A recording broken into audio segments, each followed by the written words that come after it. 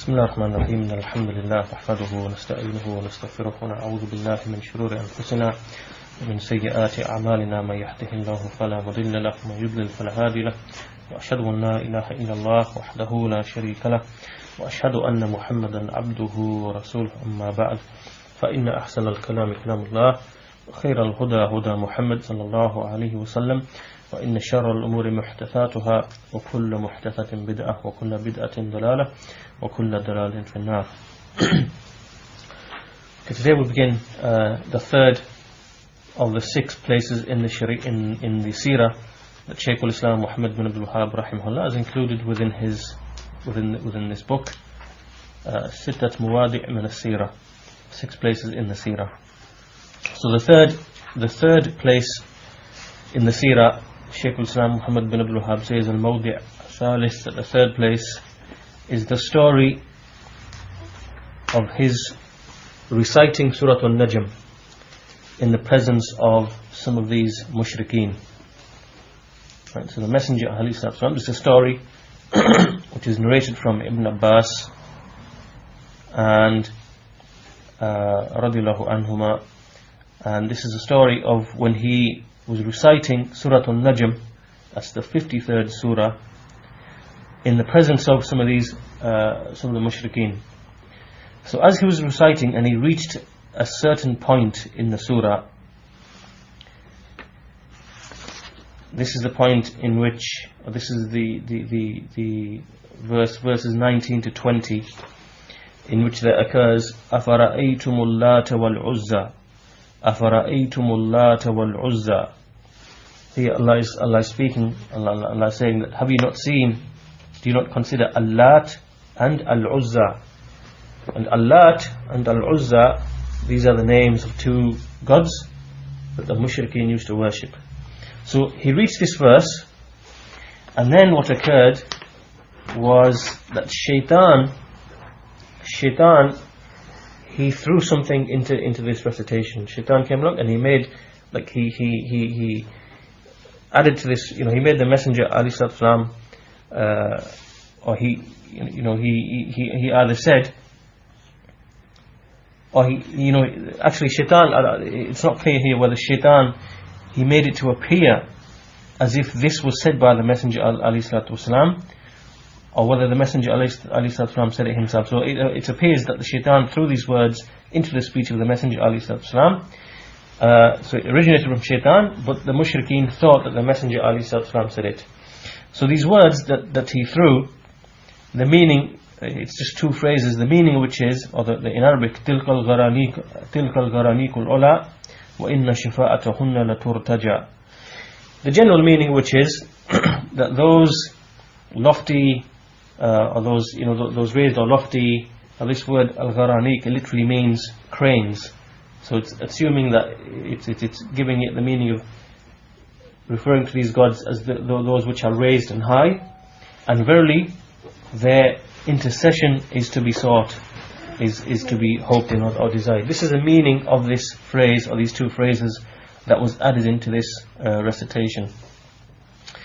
So the mushrikeen, they thought that the Messenger alayhi salatu wasalam had said it as part of the as part of his recitation. So they rejoiced with this speech, and they said, or they spoke with certain words, the meaning of which is that this is what we want, this is what we want, this is what we desire. This is the saying of the mushrikeen, that when they heard this, they said, this is what we desire, because we acknowledge that Allah is the one who benefits, the one who brings about harm alone, and we know that there is no partner to Him. However, we only want their intercession. Those people, we only want them to intercede for us in the presence of Allah. Right? This is what the mushrikeen said when they heard this speech of the Messenger, that verily those lofty those lofty things whose intercession is to be sought in, that this was added into this verse. Then they thought that the Messenger alayhi salatu wasalam said it, and then they rejoiced and they said, words with a meaning that this is what we want, this is what we desire. We acknowledge that Allah alone is the one who brings about benefit and who brings about harm, and He has no partners in that. However, we only seek their intercession. We want them to intercede for us on our behalf. So then the Messenger ﷺ, he continued reciting, and then later on in this surah there occurs a sajda at the end of the surah when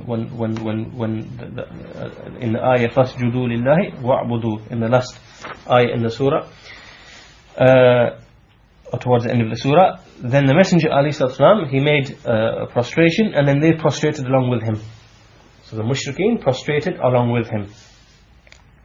So after this, what happened is that this incident, the news of this incident, it spread, and it spread to such a degree that some of those people in Abyssinia, they heard about it. Those in Abyssinia, they heard about it. Those who had made hijrah to Abyssinia. And then when they came, and the Messenger ﷺ rejected this incident, or rejected this narration, then those people returned back to the evil that they were upon. And when they said to him, verily you said this, you certainly said this, the Messenger ﷺ, he feared with a great fear from Allah. He had a great fear when they said this to him. When the people told him that verily you said that, and he had this great fear of Allah because of what he believed he might have said. Then Allah subhanahu wa ta'ala, He revealed another passage in the Quran, in Surah Al-Hajj, in the 22nd surah, verse 52, in which Allah says, وَمَا أَرْسَلْنَا مِن قَبْلِكَ مِن رَسُولٍ وَلَا نَبِيٍّ إِلَّا إِذَا تَمَنَّى أَلْقَى الشَّيْطَانُ فِي أُمْنِيَّتِهِ. Which means that we never sent before you any messenger nor any prophet except when he desired to recite the Quran, meaning to recite the Quran or recite the revelation, except that shaitan threw something into his desire to recite. So the Shaykh says that the person who understands this story, and then after this he has any doubt regarding the deen of the Prophet ﷺ, and does not distinguish between it and between the deen of the mushrikeen, then Allah will make him distant. Allah will make him distant. Especially when he comes to understand that when they said tilkal gharaniq, again this word, it literally means gharaniq means cranes, but what is intended by it, as Shaykh al-Islam Muhammed Ibn Abdul Wahaab explains, it refers to the angels. The angels. So in other words, the meaning of that passage that Shaitan threw into was those lofty angels, verily their intercession is to be sought. Right? This what Shaitan added into this recitation. So this is a description of the story. And then Shaykh Salih Al-Fawzaan, he then makes a lengthy commentary upon this passage. So inshallah we'll go through that. So Shaykh Salih Al-Fawzaan, he says that this story that has been mentioned by the Shaykh is one of the stories from the Seerah, the prophetic Seerah, and it's been called Qissatul Gharaniq, the story of the Gharaniq, which again it literally means cranes, as in the birds, cranes, but Gharaniq actually is, or what is intended by the word is the angels. So this story, as has been mentioned by Shaykh al-Islam Muhammed Ibn Abdul Wahaab, is that when the Messenger ﷺ, he was reciting Surah Al-Najm in Mecca, and then there were both the mushrikun and the Muslimun, both the mushriks and the Muslims were present, and then as he was reciting, he reached a certain point in the surah, verses 19 to verses 20, أَفَرَأَيْتُمُ اللَّاتَ وَالْعُزَّى وَمَنَاةَ الثَّالِثَةَ الْأُخْرَى, where there's mention is made of three of the gods of the mushrikeen, Al-Lat, Al-Uzza, and Manah, Al-Manah. And so the Shaykh explains that these three idols or things which were worshipped were from the greatest or the biggest of the idols of the Arabs. Al-Lat was in Ta'if, a place called Ta'if, and as has already been explained, that this actually represents a righteous man who used to feed the people who used to come and make pilgrimage to the house. And then when this man died, then they began to spend time around his grave. They used to stop by his grave, and they used to seek barakah from it in a manner that the people seek tabarruk by way of the salihin, or through the salihin. And this is also something that the people of Jahiliyyah used to do in before them. So they would seek shafa'ah from this man with Allah, because he was the righteous man. So this is Al-Lat. And Al-Uzza is another idol, which was an idol that belonged to the people of Mecca, and it was near Arafat.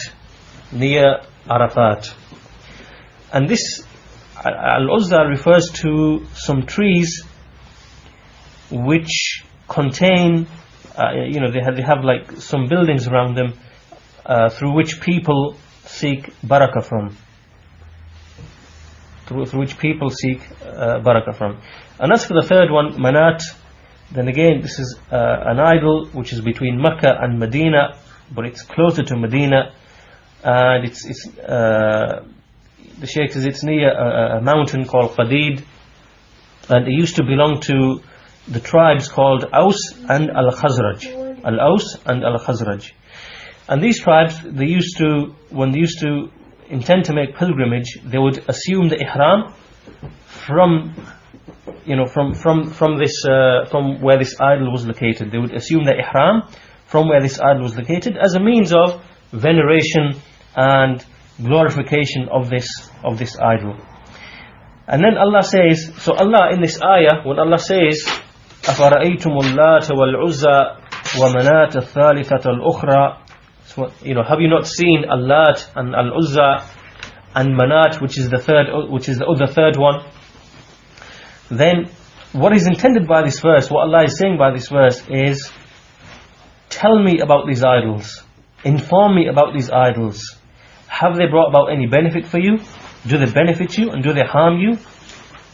Rather, they are not even able to defend themselves. They are not even to defend themselves. This is the meaning that is intended behind this verse. And this is because the Messenger ﷺ, when he conquered Mecca, he destroyed these three idols. And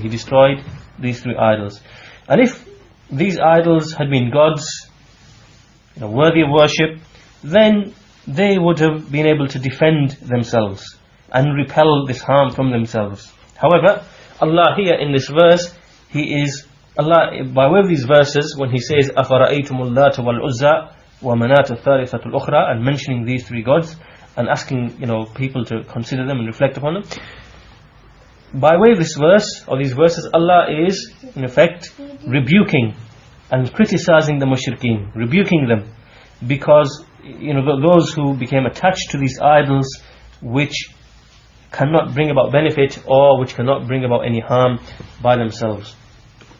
So anyway, when the Messenger ﷺ, he recited these verses, or this verse, then Shaitan, the Shaitan or the voice of Shaitan, he threw some words into this recitation of the Prophet ﷺ. And these words, as has already been mentioned, تِلْقَ الْغَرَانِيقُ الْعُلَى وَإِنَّ شَفَاعَتَهُنَّ لَتُرْتَجَى, which means that those lofty angels, verily their intercession is to be hoped for, or to be desired. So this speech was actually from the Shaitan, which he threw into the recitation of the Prophet ﷺ, and the Messenger ﷺ, he didn't actually know that, he wasn't aware of that. But the mushrikeen, they heard it and they rejoiced as a result of it. And they said that he has mentioned our gods in a good light. He has mentioned our gods in a good light, meaning Al-Manat, Al-Uzza, Al-Lat, and that these have been mentioned in a good light in the view of the mushrikeen. And this is what we want. This is actually what we desire. We don't want from these gods anything except their intercession. And we know that they don't bring about any benefit, nor can they bring about any harm. But however, the only thing that we seek, we just want their intercession. And Muhammad has said, وَإِنَّ شَفَاعَتَهُنَّ لَتُرْتَجَى, that verily their intercession is to be hoped for, or is to be hoped in. So when the Messenger ﷺ, he reached the end of the surah, and at the end of the surah there occurs فَاسْجُدُوا لِلَّهِ وَاعْبُدُوا, so prostrate to Allah and worship Him. Then this is one of those ayat when the prostration is made. Then the Messenger, he prostrated, and then the Muslims prostrated along with him, and the mushriks prostrated along with him as well. And this was because they were rejoicing on account of these devilish words that had been thrown into his recitation. And even Al-Walid bin Al-Mughira, even though he was one of the mushrikeen, even though he was very old in age and he wasn't even able to prostrate upon the earth, then he took something, he took some portion of the dust or from the earth, and then he prostrated upon it. So then after this, the news spread that the Messenger ﷺ, that he had made a treaty with the mushrikeen, that he had some sort of mutual understanding with the mushrikeen, and that he had made like a treaty with the mushrikeen, and that he had affirmed for them their worship of Allat and Al-Uzza and Manat. That he affirmed for them their worship of these gods, with the reason that they were only seeking their intercession. Right? So this news, this story or this rumor, it spread, and then this news actually reached the Muhajirin, those people who had emigrated to Abyssinia. That small group of Muslims who had emigrated to Abyssinia. So this news reached them that the Messenger ﷺ, that he and the mushrikun had come to some sort of mutual understanding and like a kind of a truce or a treaty. And so they either heard this, or they heard that the mushrikeen had actually had accepted Islam. So they heard either of these two pieces of news, or these two rumors. So then they returned from Abyssinia, and when they returned to Abyssinia, when they came back to Mecca, they found that this story was not true, was not correct, and that the mushrikeen had never ceased to be upon their enmity to the Messenger ﷺ, and that they were even more stern and severe, and brought about even more hardships upon the Muslimin. So then when they informed the Prophet ﷺ that he actually recited these words, that he said these words, تِلْقَ الْغَرَانِيقُ الْعُلَى وَإِنَّ شَفَاعَتَهُنَّ لَتُرْتَجَى, then he became extremely sad. He became very, very sad, and this concern, this very anxiety, this concern over, afflicted him, of being extremely overly concerned. And this continued up until the Messenger, up until Allah revealed the following passage in Surah Al-Hajj. This passage, part which we read earlier, in which Allah says, وَمَا أَرْسَلْنَا مِن قَبْلِكَ مِن رَسُولٍ وَلَا نَبِيٍّ إِلَّا إِذَا تَمَنَّى أَلْقَى الشَّيْطَانُ فِي أُمْنِيَّتِهِ, that never did we send before you a messenger nor a prophet, except that when he desired or when he intended to recite, then shaitan threw something into his recitation, or into his intent to recite. وَيَنْسَخُ اللَّهُ مَا يُلْقِي الشَّيْطَانُ ثُمَّ يُحْكِمُ اللَّهُ آيَاتِهِ وَاللَّهُ عَلِيمٌ حَكِيمٌ. And Allah says, but Allah negates or abrogates that which shaitan has thrown in, and then he judges. Then Allah makes precise His ayat, and Allah is Alim and Hakim. Allah is all knowing and all wise. And then Allah continues, لِيَجْعَلَ مَا يُلْقِي الشَّيْطَانُ فِتْنَةً لِلَّذِينَ فِي قُلُوبِهِمْ مَرَضٌ وَالْقَاسِيَةِ قُلُوبُهُمْ وَإِنَّ الظَّالِمِينَ لَفِي شِقَاقٍ بَعِيدٍ. In order that Allah may throw, in order that Allah will make that which shaitan has thrown, meaning of this recitation, as a fitna for those in whose heart there is a disease and those whose hearts are hardened. And verily the wrongdoers, the oppressors, are in lafi shiqaqin ba'id, like a far kind of separation or a dispute. And then he continues, وَلِيَعْلَمَ الَّذِينَ أُوتُوا الْعِلْمَ أَنَّهُ الْحَقُّ مِنْ رَبِّكَ فَيُؤْمِنُوا بِهِ فَتُخْبِتَ لَهُ قُلُوبُهُم. That, and وَإِنَّ اللَّهَ لَهَادِ الَّذِينَ آمَنُوا إِلَى صِرَاطٍ مُسْتَقِيمٍ. So the next verse continues, and so that those who have been given knowledge may know that it is the truth from your Lord, and so that they believe in it, and so that it makes their hearts, again, like makes the heart kind of humble and submissive. And verily Allah is the guide of those who believe to a straight path. And in the final verse, وَلَا يَزَالُ الَّذِينَ كَفَرُوا فِي مِرْيَةٍ مِّنْهُ حَتَّى تَأْتِيَهُمُ السَّاعَةُ بَغْتَةً أَوْ يَأْتِيَهُمْ عَذَابُ يَوْمٍ عَقِيمٍ. And verily those who disbelieve, that they never cease to be in doubt regarding it up until the hour comes upon them suddenly, or there comes to them a very severe and a stern punishment. Surah Al-Hajj verses 52 to 55.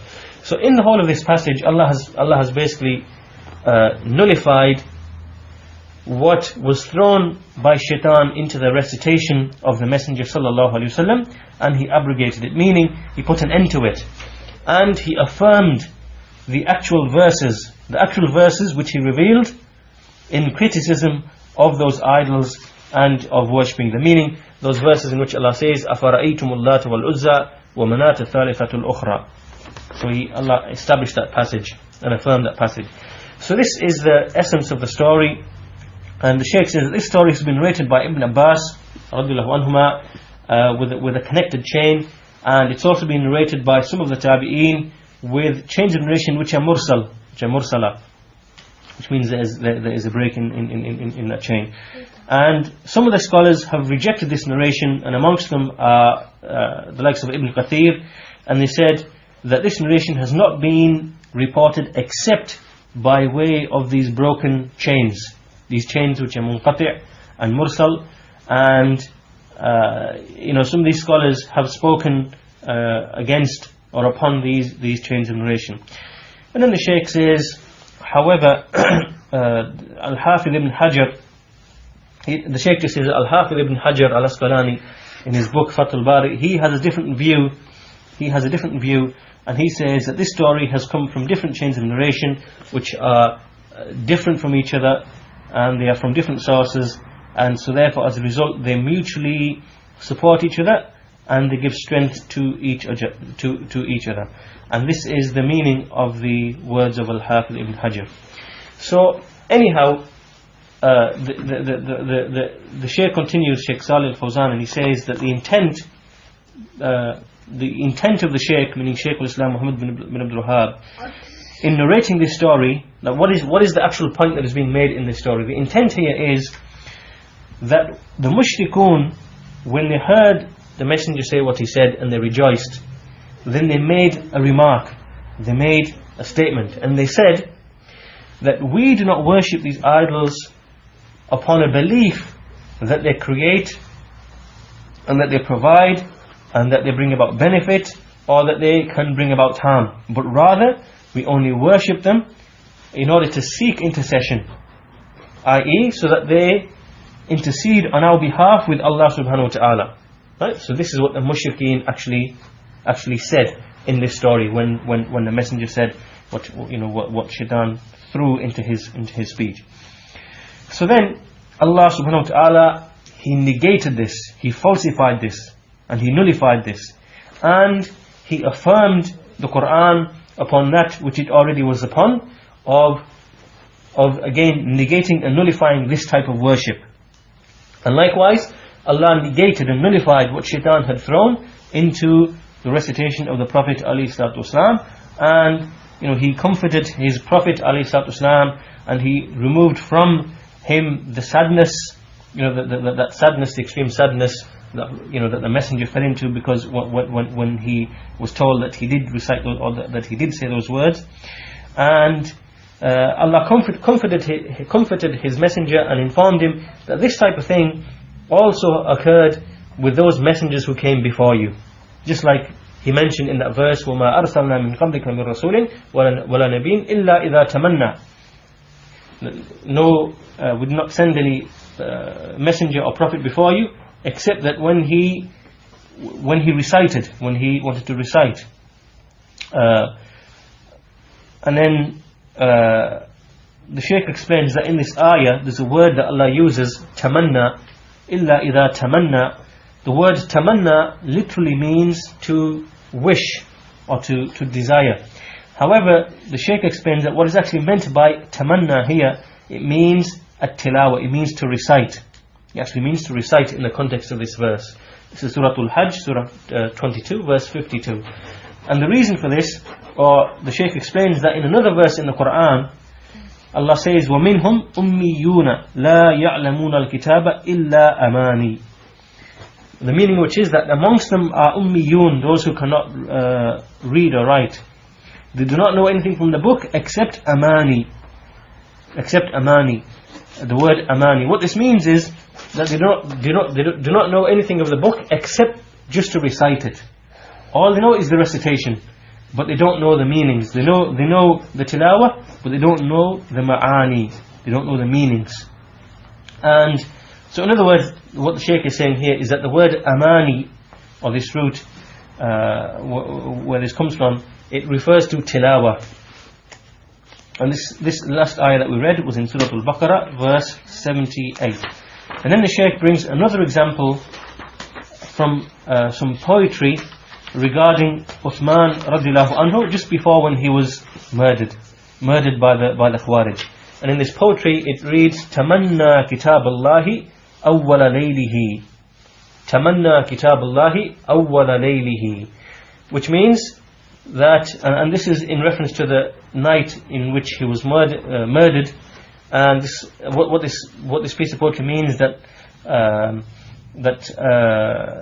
this is in reference to Uthman, that when he was making tahajjud and when he was reciting the Quran. And this is when the Khawarij, when they came and attacked him, towards the end of the night. So the point being that this word tamanna, as it occurs in this ayah, it's in reference to recitation. It's in recitation. So therefore, going back to that original verse, when Allah says, وَمَا أَرْسَلْنَا مِن قَبْلِكَ مِن رَسُولٍ وَلَا نَبِيٍّ إِلَّا إِذَا تَمَنَّى أَلْقَى الشَّيْطَانُ فِي أُمْنِيَّتِهِ. That never did Allah send a messenger or a prophet before you except when he was reciting, then Shaitan threw into his recitation certain words that and the Shaykh explained, certain words that the one who was listening thought that he might think that they were from the speech of the Messenger ﷺ, but they are not from the speech of the Messenger. Rather, they are from the speech of the Shaitan. And however, the Shaykh continues that Allah was lying in wait, and He nullified the kalam of Shaitan, and He made precise His verses in the Quran. And this is because Allah is the preserver of His deen and the preserver of His book. So anyway, the Shaykh says that what is our point of evidence from this? What is the point of evidence that we are looking at here?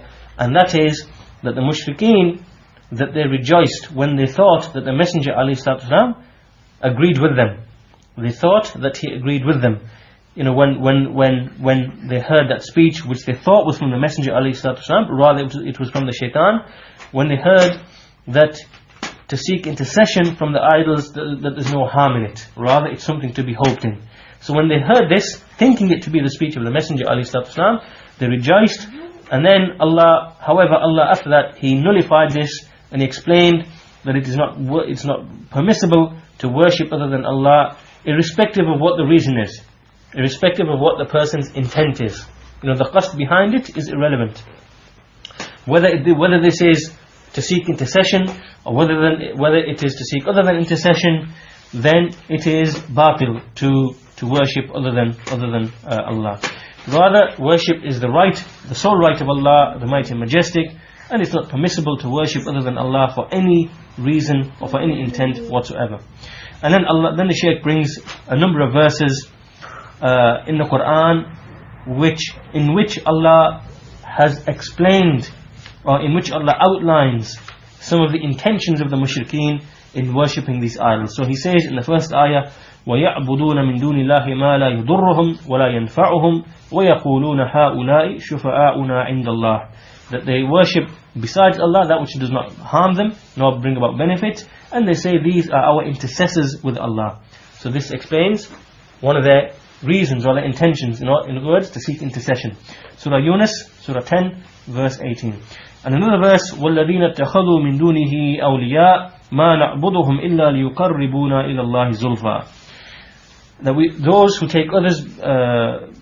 those who take as friends, as protectors or as awliya besides him, they say we do not worship them except that they may bring us closer to Allah.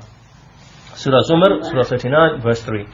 So in these two verses, the qasd, the intent of the mushrikeen, is made clear, that they sought intercession, or that they wanted to become closer to Allah by way of these things that they worship. However, Allah described all of this as shirk. He described all of this as shirk.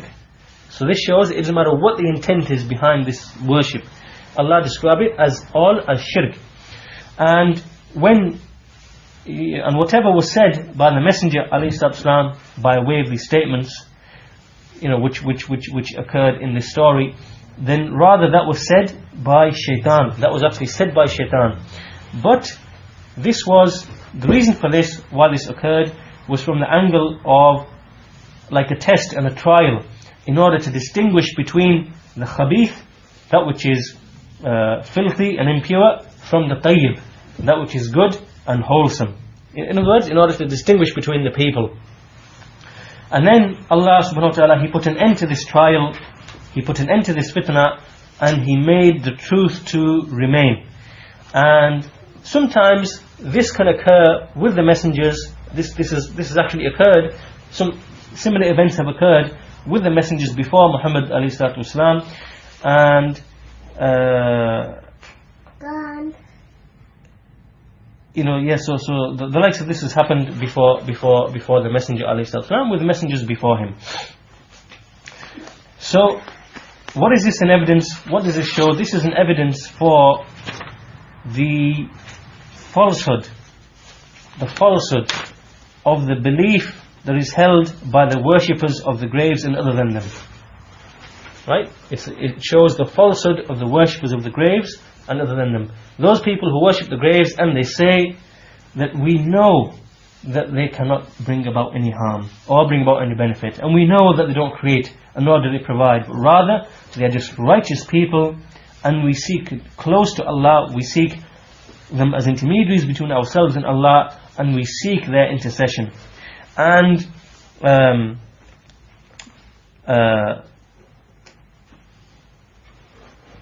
the Shaykh says that, if we, meaning we, the people of Tawheed, if we had affirmed this, if we had affirmed this claim that they make, then there wouldn't have been any difference between us and between them. However, the enmity between us and between them has become more severe, specifically when we rejected this thing against them, and when we considered this thing to be shirk. Just as when the Messenger ﷺ, he rejected this against them, and just like the Quran rejected this against them, as occurs in some of the verses. And this is what Shaykh al-Islam Muhammed Ibn Abdul Wahaab, this is what he actually intends to illustrate. This is what he intends to show by way of this story, by way of this place in the seerah. So like he says that that those people, they would rejoice if we had agreed with them upon this speech. If we had those mushrikeen, that they would rejoice if we had only agreed with them on this point, which is that we know that these gods that worship beside Allah, that they don't create, they don't provide, they don't sustain, they don't bring about benefit, they don't bring about any harm.